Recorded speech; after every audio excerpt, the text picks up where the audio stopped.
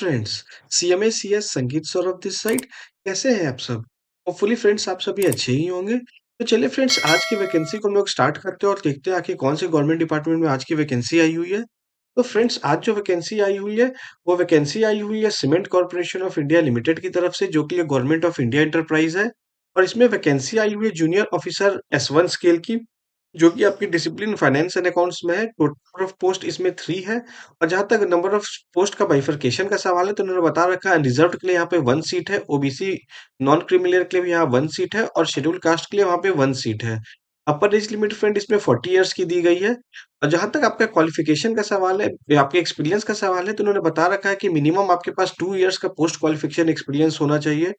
और इसके बाद फ्रेंड्स, ये इसमें आपको एक चीज़ और इम्पोर्टेंट है, इनका जो कट ऑफ डेट है इन्होंने बता रखा है 31st ऑफ जनवरी 2025, यानी वही वो कट ऑफ डेट है जहाँ पर आपका एज लिमिट यानी 40 इयर्स, अगर आप अनरिजर्व्ड या ईडब्ल्यूएस से बिलोंग कर रहे हो, या फिर अगर आप रिजर्व कैटेगरी से बिलोंग कर रहे हो, तो फिर आपको एज रिलैक्सेशन जो मिलेगा वो भी इसी डेट यानी 31st ऑफ जनवरी 2025 से कैलकुलेट की जाएगी।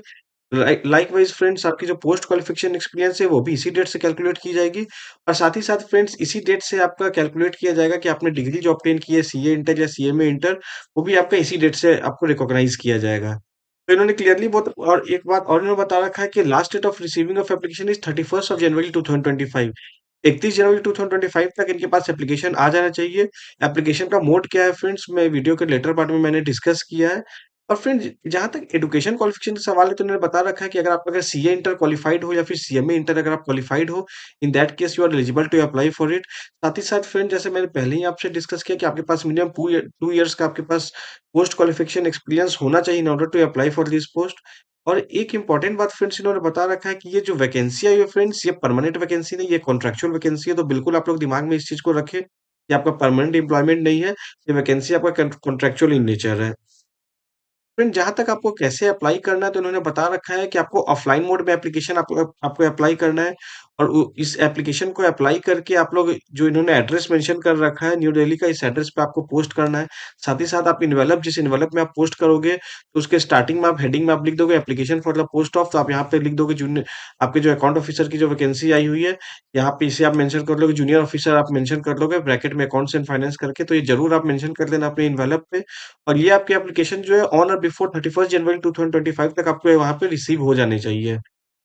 और एक इम्पोर्टेंट बात फ्रेंड्स, इन्होंने बता रखा है कि candidate who is having higher qualification will not claim seek any benefit on this ground from CCI at any stage. तो इन्होंने बहुत क्लियरली बता रखा है कि अगर आपके पास अगर कोई हायर क्वालिफिकेशन है, सपोज आप अगर क्वालिफाइड चार्टर्ड अकाउंटेंट हो या फिर क्वालिफाइड कॉस्ट मैनेजमेंट अकाउंटेंट हो, या फिर आपके पास कुछ एडिशनल डिग्री वगैरह भी, कंपनी सेक्रेटरी एमबीए वगैरह की या एलएलबी, कुछ एडिशनल डिग्री वगैरह भी है, या कुछ एडिशनल एक्सपीरियंस भी अगर आपके पास है, तो इन्होंने क्लियरली बोल रखा है उस बेसिस पे आपको कोई बेनिफिट नहीं दिया जाएगा। आप फ्यूचर डेट पे आप जाके आप क्लेम नहीं कर सकते हो कि आप अदर देन सीए इंटर या सीएम इंटर आपके पास हायर क्वालिफिकेशन है, तो आप हमारी सैलरी बढ़ा दो या फिर हमें परमानेंट कर दो। तो एज सच आपकी कोई भी क्लेम जो एंटरटेन नहीं किया की जाएगी। तो इस चीज को बिल्कुल आप ध्यान रखें फ्रेंड्स। कुछ एक ऑर्गेनाइजेशन होती है जहाँ पर वे लोग हायर क्वालिफिकेशन वाले को वे लोग प्रमोट करते हैं, बट इन्होंने यहाँ पे बिल्कुल क्लियर कट बता रखा है, तो आपको इसका एज सच कोई बेनिफिट आपको नहीं मिलने वाला है।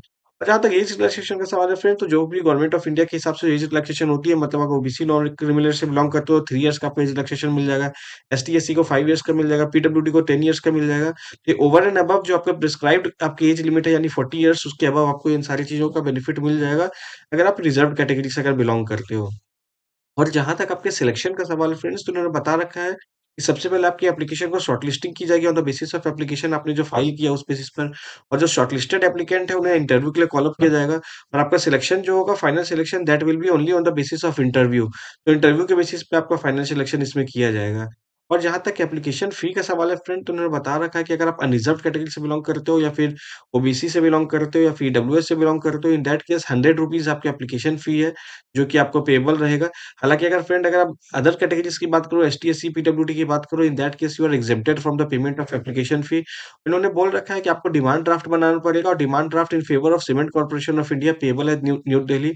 तो इस बेसिस पे आपको डिमांड ड्राफ्ट बना के आपको सारे डॉक्यूमेंट्स के साथ इसे भी आपको एन्क्लोज़ करना पड़ेगा, और एन्क्लोज़ करके आपको भेजना पड़ेगा।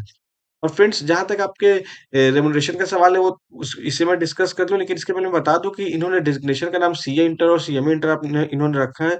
इन्होंने बोल रखा है कि अगर पोस्टिंग अगर यूनिट्स में होती है तो आपको कंसोलिडेटेड पे आपको रुपीज़ 50,000 दी जाएगी और उसके अलावा आपको अगर अकोमोडेशन अगर अवेलेबल अगर आपको है कंपनी का तो फिर आपको उस केस में आप कंपनी का आपको अकोमोडेशन दिया जाएगा। लेकिन अगर आपकी कॉर्पोरेट ऑफिस या फिर रीजनल ऑफिस या जोनल ऑफिस में अगर आपकी अगर पोस्टिंग मिलती है तो उस केस में भी आपको 50,000 रुपीज़ ही दिया जाएगा। लेकिन एडिशनली रुपीज़ 10,000 आपको प्रोवाइड की जाएगी अकोमोडेशन का। मतलब यूनिट्स में इनके पास क्वाइट ऑब्वियस सी बात है, ये बता रहा है कि इनके पास सरप्लस क्वार्टर है तो आपको क्वार्टर ऑफर किया जाएगा। और अगर आपकी कॉर्पोरेट ऑफिस न्यू दिल्ली में अगर होती है, इनके पास सरप्लस क्वार्टर नहीं होगा, तो इन दैट केस आपको 10,000 रुपीज़ का वे लोग आपको एचआरए देंगे। और इन्होंने एक बात और बता रखी है, अगर आपका 1 साल सक्सेसफुली कंप्लीट हुआ तो पर ईयर का इन्होंने बता रखा है कि आपको 5% आपको जो है, आपको सैलरी हाइक की जाएगी। तो फ्रेंड्स एक बार आप अपनी एलिजिबिलिटी क्राइटेरिया देख लें, बहुत सिंपल सी एलिजिबिलिटी क्राइटेरिया इन्होंने रखी है। आप सीए इंटर हो, सीएमए इंटर हो, 2 इयर्स का आपके पास अगर एक्सपीरियंस अगर है, in that case you are eligible to apply for it. Upper age limit भी अच्छा इन्होंने 40 इयर्स का बता रखा है। हालाँकि ये कॉन्ट्रेक्चुअल बेसिस पे जॉब है, इसे ध्यान रखें, परमानेंट जॉब नहीं है। तो अपनी आप एलिजिबिलिटी क्राइटेरिया देख लो फ्रेंड्स, मेरे हिसाब से अगर सीए इंटर के हिसाब से या सीएमए इंटर के हिसाब से अगर बात की जाए तो ये एक एक अच्छी वैकेंसी मानी जाएगी। अदर देन सिर्फ ये कॉन्ट्रेक्चुअल इन नेचर, इस क्लॉज़ को अगर आप हटा दो, उसके अलावा बाकी सारे क्लॉज़ अगर आप देखोगे तो वो सारे क्लॉज़ आपके काफ़ी अच्छे हैं। सीए इंटर, सीएमए इंटर को ध्यान में रखते हुए 50,000 रुपीज़ का आपको अगर स्टार्टिंग सैलरी दी जा रही है, सिर्फ 2 इयर्स का आपके पास एक्सपीरियंस को लेके, तो मेरे हिसाब से वैकेंसी अच्छी वैकेंसी मानी जाएगी। तो आप अपनी एलिजिबिलिटी क्राइटेरिया को आप देख लो, अगर आप एलिजिबल हो इसमें अप्लाई करने के लिए, तो you could apply for it. चलिए फ्रेंड्स, मिलते हैं फिर अपने किसी अगले वीडियोज़ में। तब तक के लिए take care and subscribe our channel. Thank you.